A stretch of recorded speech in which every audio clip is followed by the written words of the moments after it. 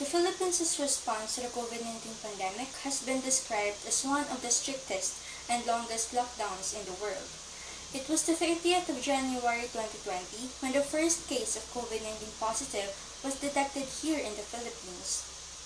On March 7, still in the year 2020, DOH confirmed that there was a local transmission of COVID-19 in the country when the wife of the fifth patient tested positive for COVID. The entire island of Luzon was placed in an enhanced community quarantine or ECQ on March 16, 2020.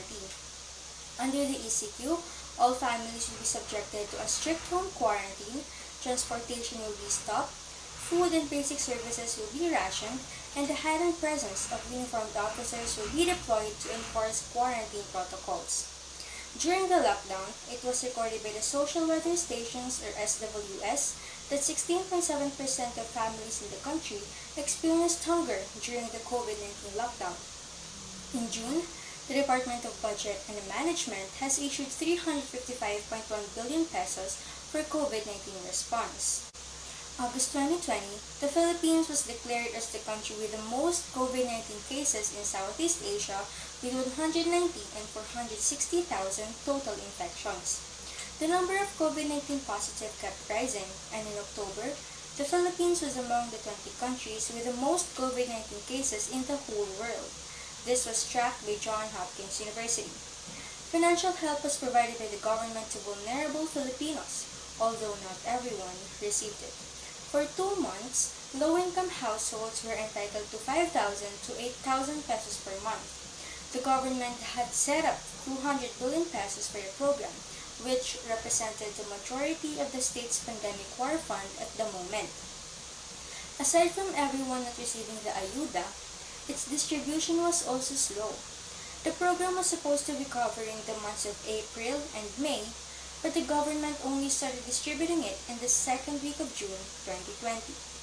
In addition, while the government should be focusing on the pandemic that's happening in our country and the world, they have done things that are not essential during this pandemic.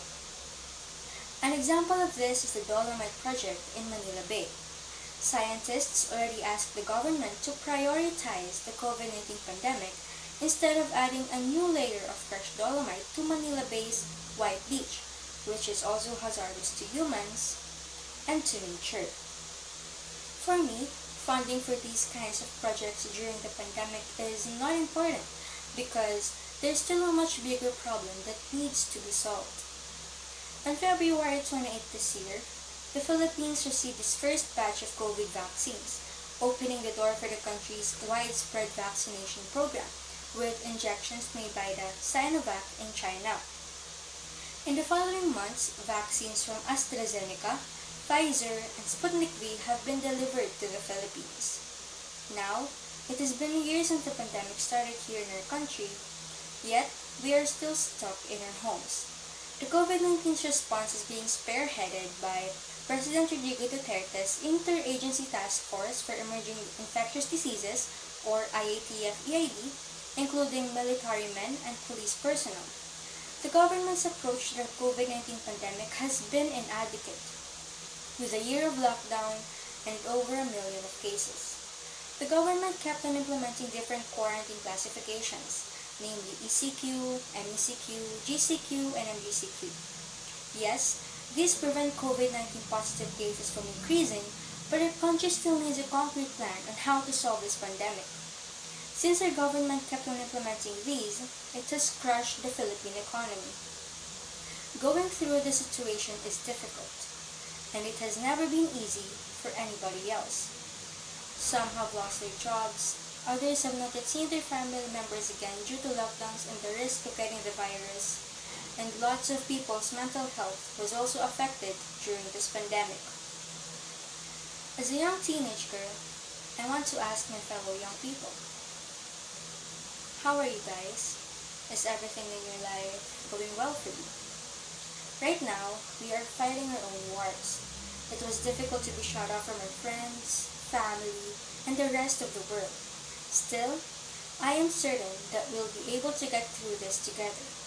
At this time, I'm just hoping that the government will have a concrete plan on how to solve this pandemic, I'm hoping that we all learned something from our mistakes last year, and I'm hoping that this pandemic will soon come to an end. Lastly, let us all be safe and wear face masks properly every time we go out. Wear face shields, observe social distancing to other people, and don't go out unless necessary.